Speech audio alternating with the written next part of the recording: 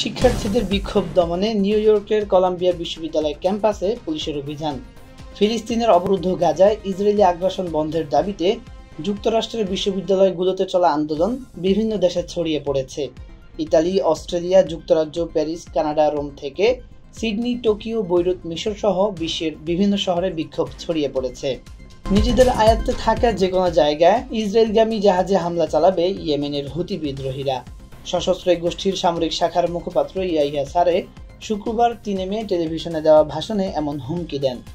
ইয়াহিয়া সারে বলেন, ভূমধ্যসাগরের যেখানে আমরা পৌঁছাতে পারবো সেখানেই ইসরায়েল বন্দরগামী জাহাজে আমরা হামলা চালাবো। মুসলিম উম্মাহর একাত্মতা ফিলিস্তিন সংকট সমাধানে গুরুত্বপূর্ণ ভূমিকা রাখতে পারে বলে মনে করেন পররাষ্ট্রমন্ত্রী ডক্টর হাসান মাহমুদ। গাম্বিয়া স্থানীয় সময় শুক্রবার বানজুলে জাতিসংঘে ফিলিস্তিনের স্থায়ী পর্যবেক্ষক রিয়াদ মানসুরের সঙ্গে বৈঠককালে এই অভিমত ব্যক্ত করেন পররাষ্ট্রমন্ত্রী।